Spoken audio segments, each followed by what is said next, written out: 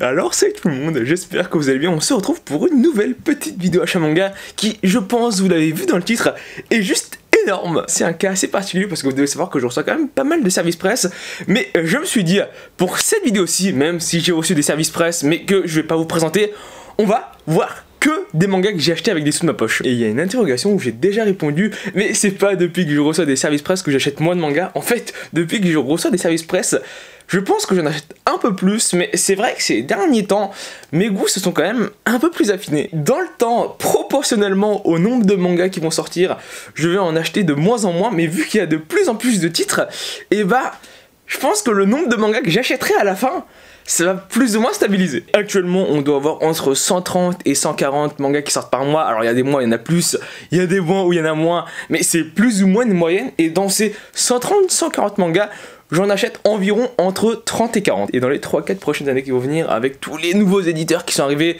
notamment, il y a Vega qui revient en vie, il y a Noëv, il y a Meian qui acquiert de plus en plus de licences, on passera sans doute de 130, 140 à 160, 170.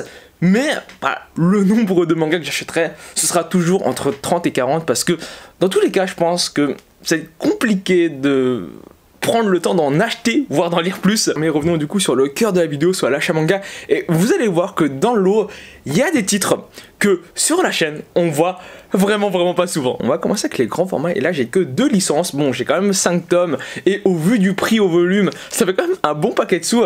Mais on a tout d'abord la collection des Manons. Quand j'ai dit grand format, c'était pas à demi-mot, mais je crois que je me suis pris le full set ici. Il y a Les Mirages des Manons, Rêverie des Manons qui est le dernier sorti, Souvenir des Manons et Errance des Manons. Donc la collection Latitude, grand format de chez Kun. Honnêtement, moi j'aime plutôt bien l'édition. Faut savoir que sur les covers, alors il n'y a pas de cover déjà, mais bon, ça dans les grands formats, on va dire c'est un peu normal. Et surtout la couverture, elle est pas en plastique, je vais pas dire qu'elle est en papier non plus, mais si on prenait un crayon et qu'on dessinait un trait dessus, je pense que le trait resterait. Au vu de la rigidité de la chose, ça ressemblerait plus ou moins à du carton, même si c'est clairement beaucoup plus qualitatif. Donc ça, c'est un titre qui me faisait quand même pas mal de l'œil. L'histoire est divisée en one shot actuellement, on en a déjà 4 en France.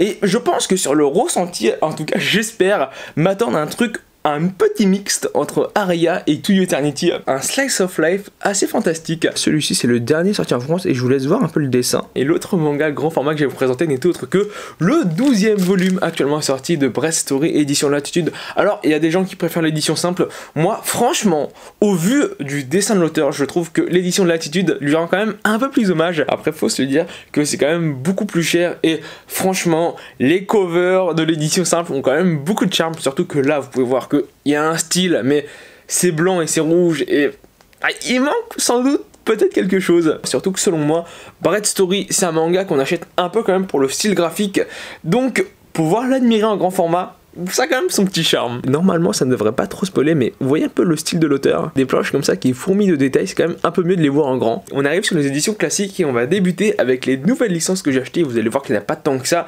Et tout d'abord, et ça c'est sorti il y a quand même assez longtemps, mais les volumes 1 et 2 de Kosius Hero. Faut se le dire, les covers donnent quand même pas mal envie de lire le manga, il y a quand même ce côté assez joyeux derrière. Kosius Hero, ça va être une série courte parce que l'adaptation animée est finie, hein, ça fait 12 épisodes et ça conclut l'histoire. Vous devez savoir que généralement, je suis pas un grand fan des séries courtes, je trouve qu'elles sont trop courtes pour être bonnes, mais là, l'adaptation animée était juste excellente selon moi. Je dis pas que c'était parfait non plus, il y avait des défauts, mais globalement j'ai beaucoup apprécié.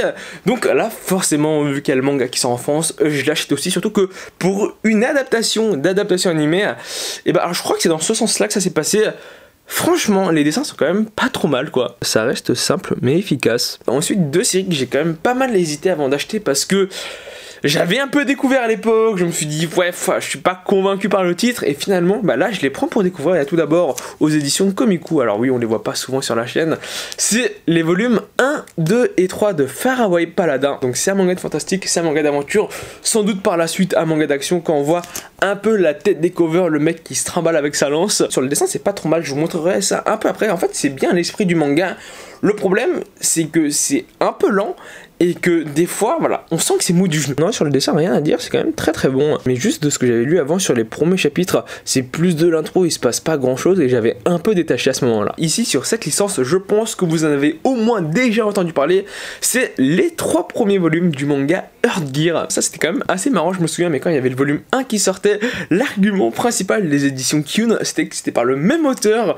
que Black Torch. Alors que, en soi, Black Torch, alors je suis d'accord qu'en France, c'est quand même assez connu, mais je pense que vraiment au Japon, c'est un titre quand même plutôt random. Du coup, j'étais pas plus emballé que ça et c'est pour ça que je les ai pas achetés jusqu'à aujourd'hui. Parce que, oui, Black Torch, on est d'accord qu'il y a des belles planches, c'est bien dessiné, mais niveau scénario, des fois, j'ai l'impression que ça se perd quand même un peu. Après, vraiment, là, sur le dessin, je pense qu'il n'y a pas grand chose à dire, mais niveau scénario, j'attends de voir ce que ça vaut. Alors voilà globalement ce qu'on peut retrouver à l'intérieur avec un style de trait quand même assez brouillon. Ça ne devrait pas trop spoiler, mais en rendu de scène d'action, on est à peu près de ce niveau-là. Et de souvenirs, c'était quand même un peu mieux, même si clairement il y a quand même pas mal de niveaux à l'intérieur. On arrive maintenant sur les titres que j'ai complétés et vous allez voir qu'il y en a quand même pas mal. Tout d'abord, les volumes 3, 4, 5 et 6 de My Teen Romantic Comedy is Wrong as I Expected. Le nom est vraiment toujours aussi compliqué à prononcer et j'étais quand même assez surpris parce que j'ai une recommandation YouTube très récemment qui m'a proposé le dernier extrait du dernier épisode de la dernière saison de la série animée qui conclut du coup l'histoire. Et sur certaines séries ça fait comme ça, mais même si je connais la fin globalement, ça spoil pas tant que ça parce que dans les mangas de romance, on connaît tous plus ou moins la fin. Et après il y a des mangas style harem où il y a plusieurs héroïnes. Là, dans cette série-ci, on se fait vraiment pas trop d'illusions. Donc j'espère vraiment ici aussi que pour l'adaptation manga, on arrive au bout de la licence, ce qui serait pas spécialement étonnant parce que, alors on a quand même un peu de retard en France par rapport à ce manga-ci, mais si je me trompe pas, au Japon, on doit avoir déjà plus de 13-14 tomes. C'est sûr que par contre sur le dessin, rien qu'avec les covers, on voit qu'il y a quand même une grosse différence par rapport à toutes les adaptations. Enfin, on va pas s'en plaindre, je vais faire juste que l'histoire aille au bout quoi. Après ça, on a le 10e et le 11e de Pétale de Réincarnation.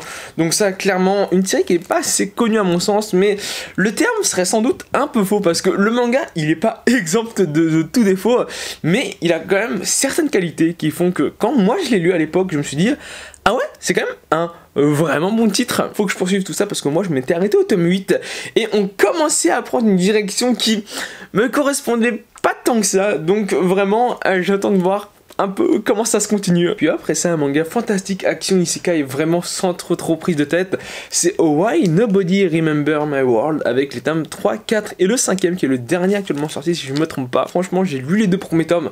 Sur le dessin, il n'y a pas grand chose à dire dessus. Voilà, on aime ou on n'aime pas le trait, mais globalement c'est détaillé, c'est quand même plutôt bien dessiné. Et à l'époque en terminale tome 2, je me suis dit ouais, les fights sont plutôt stylés, mais niveau scénario, je sais pas là non plus trop où ça veut aller.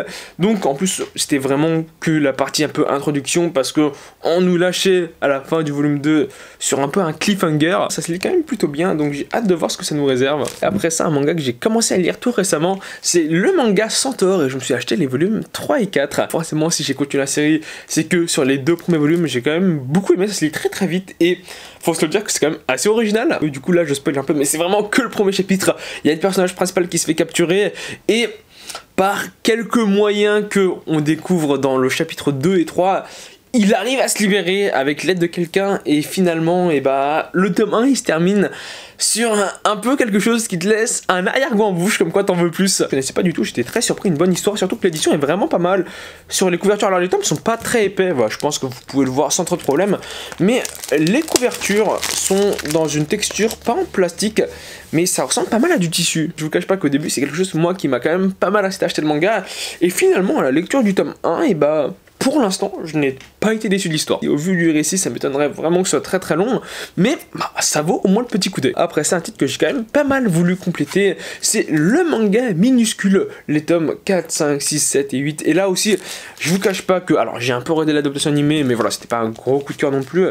Mais dans l'esprit du manga, assez mignon, et surtout que les couvertures et le format est quand même plutôt beau, je me suis dit, bon allez, je vais les acheter. Rien que comme ça, je trouve que le manga a son petit charme. Je vous laisse constater par vous-même le dessin. Attends, après ça, c'est quand même assez compliqué de s'avancer dans le temps, mais minuscule, typiquement c'est le genre de série que j'aime bien lire sur le moment, mais avec le temps, sans doute dans 2-3 ans, c'est pas forcément la série que je vais garder.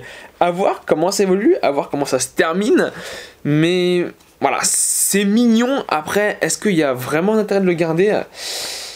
J'attends de le lire plus en détail. Je me suis pris après les volumes 6, 7, 8 et 9 de High Score Girl.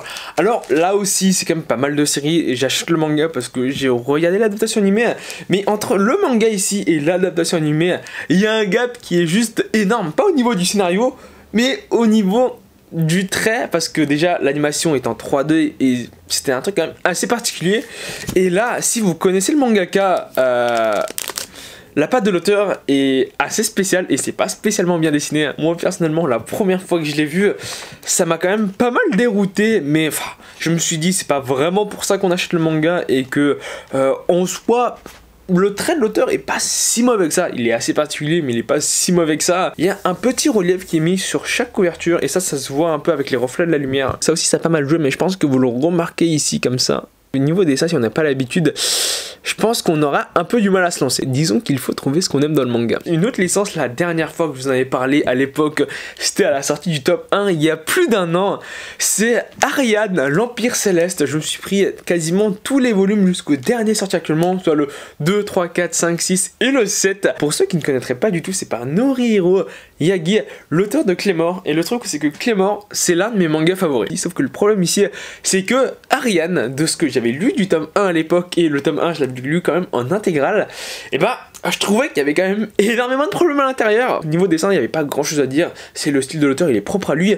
Mais niveau scénario, il y avait tellement de facilité scénaristique que c'était quand même assez incroyable. Et je vous cache pas que c'était la raison principale pourquoi j'ai mis le manga en pause. Et là, je me suis dit, bon, pourquoi pas reprendre et lui laisser une chance. Je me suis acheté les volumes 2 à 7. Et on va essayer de recommencer un peu tout ça. Laissons-nous surprendre, ne sait-on jamais. Et enfin, on va terminer avec les volumes 11 et 12 de Ex-Arm. Alors là, c'est quand même assez drôle parce que, honnêtement, je pense que la plupart des gens qui achètent le manga, soit c'est pour ce côté SF, soit c'est parce que c'est bien dessiné. Moi, pour l'instant, je me suis arrêté au tome 6-7. Et vraiment, le scénario, il y a des moments où tu le regardes et tu te dis... L'auteur manque d'imagination. Ça, c'est typiquement le genre d'œuvre que je suis, de 1 pour l'univers, de 2 pour le dessin et de 3 pour certains personnages, même si le personnage principal ne fait pas vraiment partie de ces personnages, et c'est un peu dommage, en espérant peut-être sans doute de voir le scénario s'illuminer, mais... franchement, je m'attendrais pas trop à ça non plus. Donc quand même un bon paquet de trucs. J'espère que la vidéo t'a plu. Si c'est le cas, n'hésite pas à t'abonner, c'est le plus important. À laisser un pouce bleu, à laisser un commentaire. Sur ce, je te dis à la prochaine. Allez, salut!